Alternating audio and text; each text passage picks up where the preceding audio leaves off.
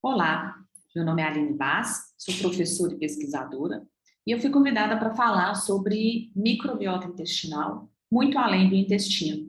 Vou falar especificamente sobre a influência da microbiota na expressão dos nossos genes. Antes de falar sobre a microbiota, gostaria de falar a respeito de um trabalho que foi realizado com uma comunidade de pessoas numa região do norte da Suécia, numa cidade chamada Overkalix. Essa cidade ela é exposta a invernos muito rigorosos e períodos muito curtos de verão. E já no século XIX e XX, além dessa exposição a essas condições climáticas drásticas, essa cidade ainda apresentava poucas estradas que davam acesso a ela, o que fazia com que essa comunidade ficasse, assim, de certa forma, isolada. Então, esses invernos rigorosos levaram ao fracasso na colheita de diversas plantações. Então, algumas gerações que viviam nessa cidade, então passaram por momentos de escassez alimentar. E os pesquisadores gostariam de saber, então, se essa escassez, né, ou abundância de alimentos, poderia então influenciar, de certa forma, as gerações seguintes dessas pessoas. Então foi feita a comparação de 3 grupos de pessoas, né, um grupo que nasceu no ano de 1890, outra no grupo, o segundo grupo, né, de pessoas nascidas em 1905, e o terceiro grupo de pessoas nascidas em 1920. E aí eles avaliaram, né, os valores, né, a respeito da saúde dos pais e dos avós dessas pessoas. Então, o que foi avaliado? Foi avaliado o tempo de vida, o risco de morrer, né, por meio de doenças cardiovasculares e o desenvolvimento de diabetes mellitus. E aí foi observado o quê? Então aqui nós temos as pessoas que foram avaliadas, né, os três grupos, e aí foi observado o quê? O avô paterno, né, quando o avô paterno e o pai haviam sido expostos a momentos de escassez, essas pessoas apresentavam uma certa proteção contra a morte causada por doenças cardiovasculares. Foi visto também que quando o avô paterno, esse sujeito, tinha passado por uma escassez de alimentos, essas pessoas aqui também tinham uma certa proteção contra o desenvolvimento de diabetes. E foi observado que este mesmo sujeito aqui, o avô paterno, quando ele tinha sido exposto a uma abundância de alimentos, essas pessoas apresentavam um risco 4 vezes maior de morrer por diabetes.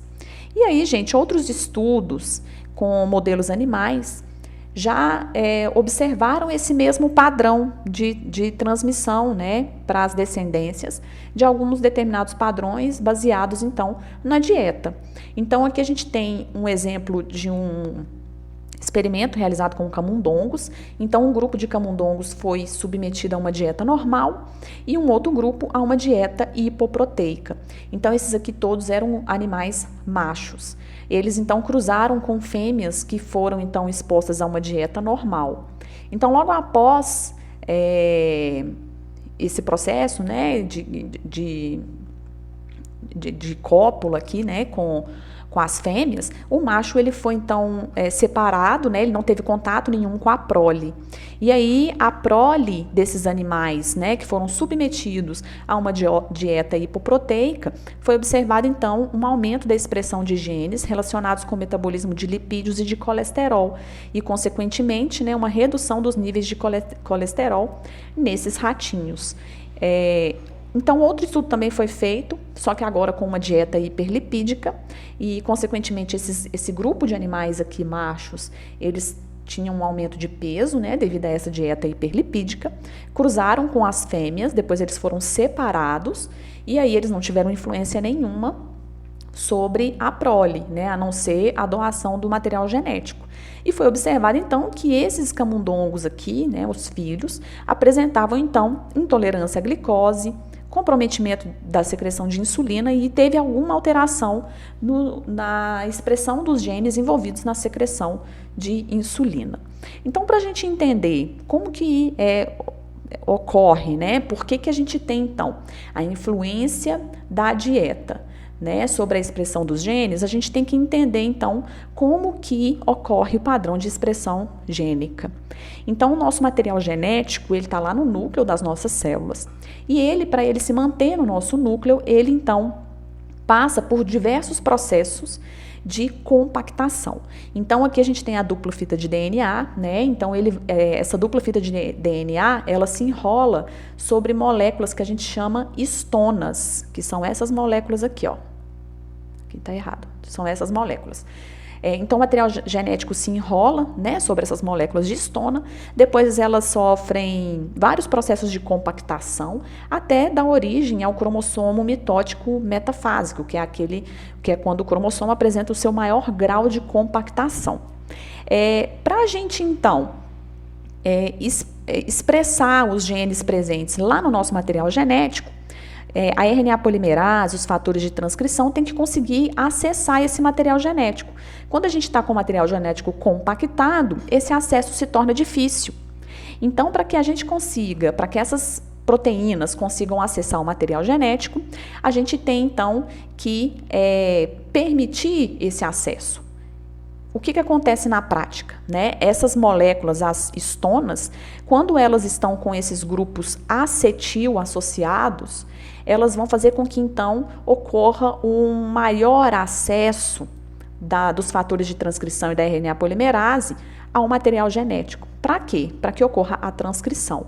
Então, o que a gente observa? Que enzimas chamadas acetiltransferases, elas vão adicionar esses grupos acetil, as histonas, o que faz com que aumente o acesso ao material genético, levando, então, ao aumento da expressão gênica. E, por outro lado, a gente tem algumas outras enzimas que são chamadas desacetilases, que retiram esses grupamentos acetil. Quando a gente tem a ausência desses agrupamentos acetil, o material genético ele fica mais compactado. Então, quando a gente tem menos grupos acetil, a gente vai ter uma redução da expressão gênica.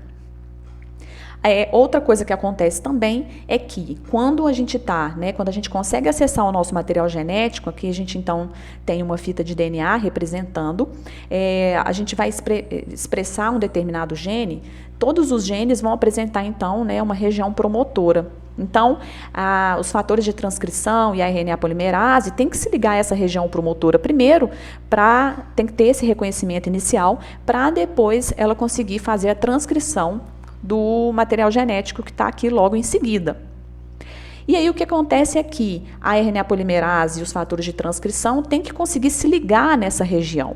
Quando essa região apresenta grupos metil associados, essa ligação se torna mais difícil, né? Então fica difícil desses fatores de transcrição e RNA polimerase conseguirem se ligar nessa região.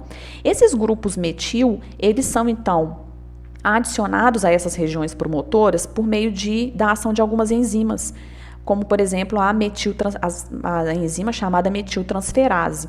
Essa metiltransferase, então, pega esse grupamento metil presente nessa molécula, essa adenosilmetionina, por exemplo, e tira dessa molécula e coloca em regiões específicas da região promotora, que a gente chama ilhas de CpG. Tá? São ilhas ricas em citosina e guanina. Então, quanto mais grupos metil a gente apresenta na região promotora, menor vai ser a expressão gênica do nosso material genético.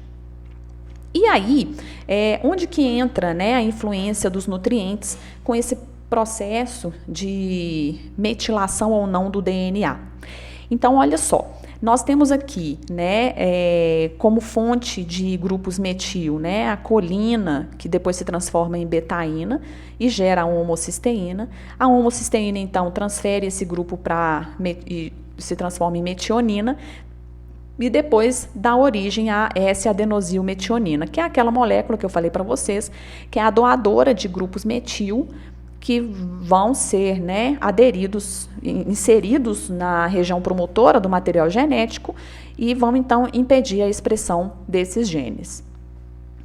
Por outro lado, nós também temos outras moléculas que vão participar dessa doação de grupos metil, como, por exemplo, o folato. Então, aqui a gente tem, né, nessa parte aqui da esquerda da figura, mostrando que a gente tem aqui, então, né, o 5,10-metileno tetrahidrofolato, que se transforma em 5-metil tetrahidrofolato. Essa molécula, então, ela libera esse grupamento metil, né, e vai dar origem, então, à metionina, e aí ela se regenera, né, e se transforma em THF, tetrahidrofolato.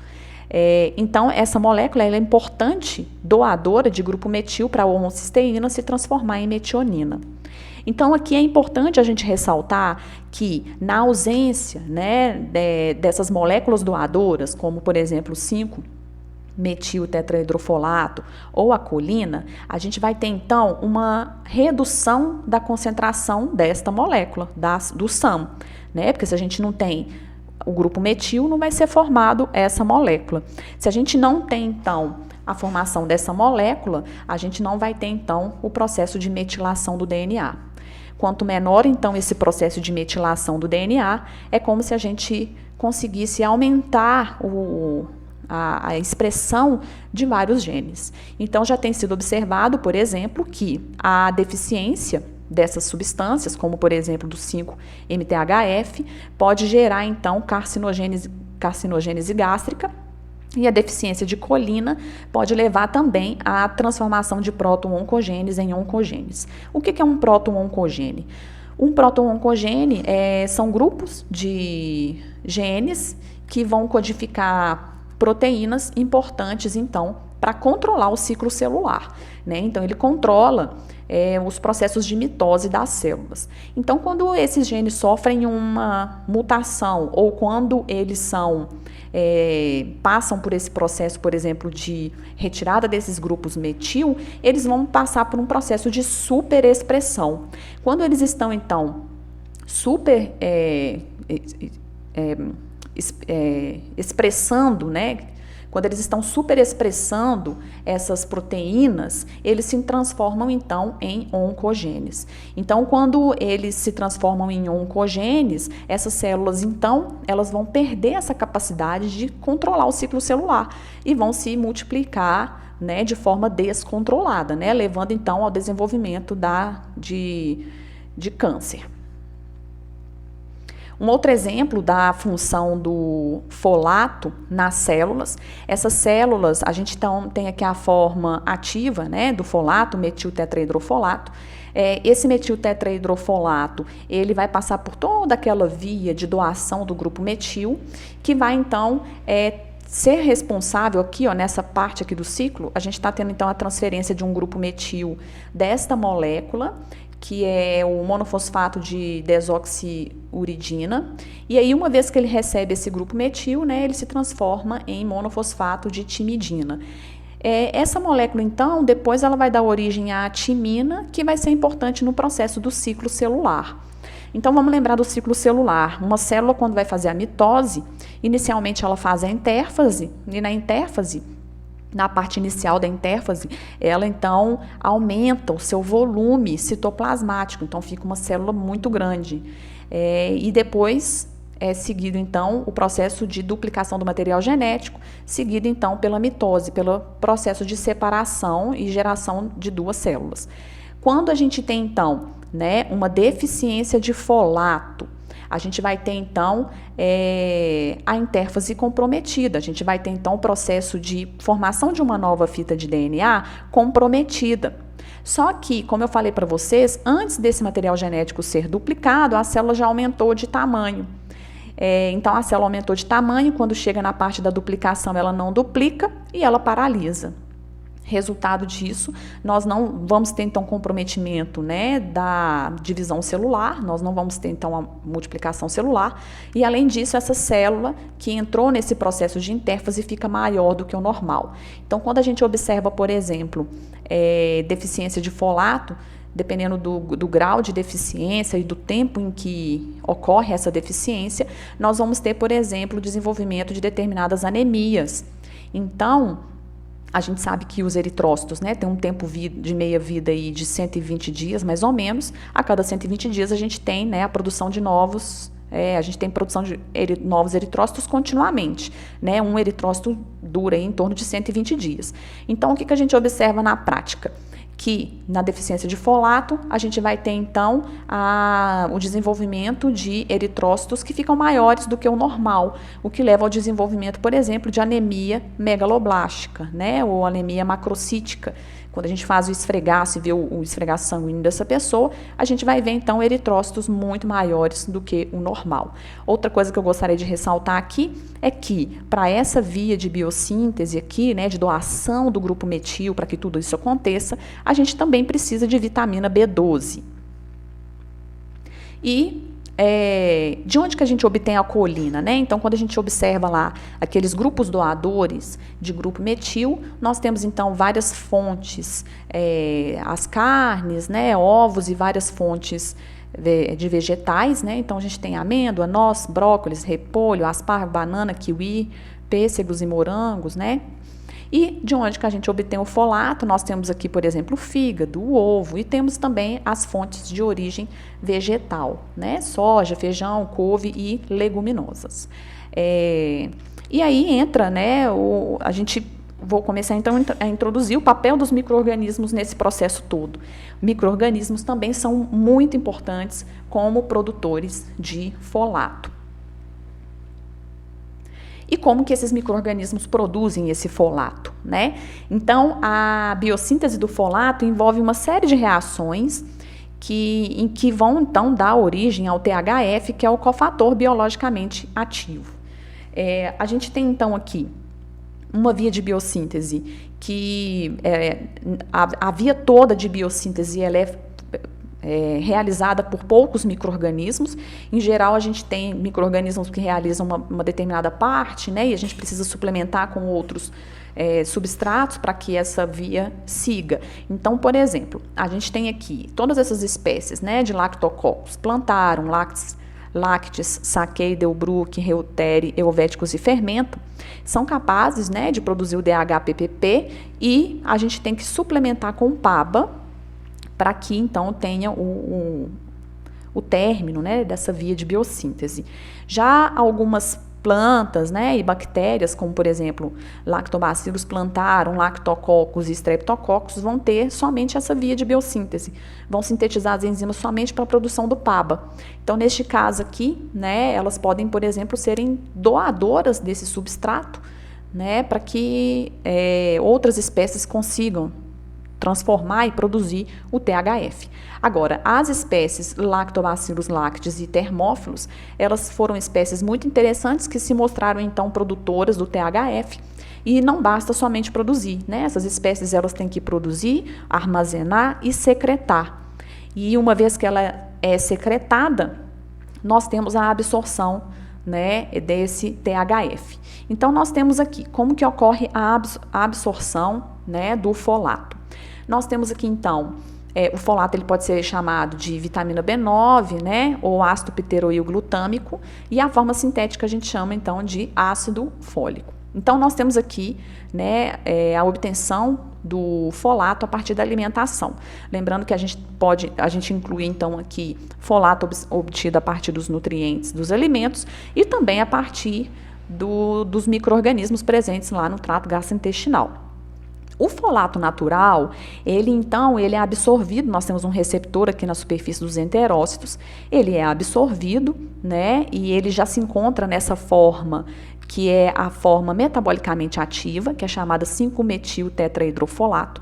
Essa forma, então, ela é transferida, né, para os capilares, e depois vão alcançar diferentes células. Quando, então, ela chega na célula-alvo, o 5-metil-tetrahidrofolato, ele é internalizado e eles vão entrar naquela via que eu já expliquei previamente, né? Aquela via em que a gente tem, então, a relação da metionina e a produção do SAM, que é aquela molécula que é a doadora, né, de grupos metil para o nosso DNA.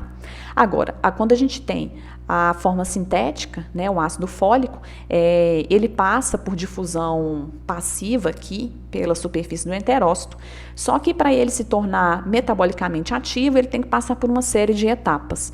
Essas etapas incluem, então, a ação dessa enzima, que chama de hidrofolato redutase, que vão, então, finalmente aqui, vão dar origem ao 5-metil tetrahidrofolato. Então, é essencial a produção, a presença dessa enzima para que esse processo ocorra. Essa enzima, ela é expressa também, né, no fígado pelos hepatócitos e por outros tecidos. Uma coisa que eu gostaria de chamar a atenção aqui é que esse processo em que a gente tem a transformação do ácido fólico sintético na forma metabolicamente ativa, para que ele ocorra, nós precisamos então de vitamina B6, de vitamina B12. Além disso, né, quando a gente tem esse processo ocorrendo lá na célula-alvo, nós precisamos da vitamina B12 para que ocorra, como cofator, né, das enzimas, para que ocorra essa transferência desse grupo metil para a metionina. Então, com isso, eu gostaria de ressaltar que a gente precisa desses cofatores, né, para que as enzimas de todas essas vias biosintéticas consigam atuar. Na deficiência desses cofatores, nós podemos ter, então, essa via, né, ela pode ser prejudicada de certa forma. Aqui, essa forma, ela representa, então, o folato, né, obtido de forma natural, geralmente ele tem um glutamato somente, e aqui nós temos a forma sintética, né, que ele é poliglutamato, né, então a gente vai ter várias moléculas de glutamato associadas. Para ser, então, metabolicamente ativo, tem que estar nesse formato, na forma mono. E aí, quando a gente, então, consome uma quantidade muito superior de ácido fólico, o que vai acontecer, então, é que esse ácido fólico, ele vai, então, né, ingressar nas nossas células, e esse excesso, ele pode conseguir alcançar diretamente a circulação sanguínea. E aí, quando ele atinge a circulação sanguínea, a gente diz, né, que esse é um tipo de ácido fólico não metabolizável, né? A gente chama isso de UFMA. Então, o problema é que esse UFMA tem sido associado, então, com vários danos ao material genético de diversas células.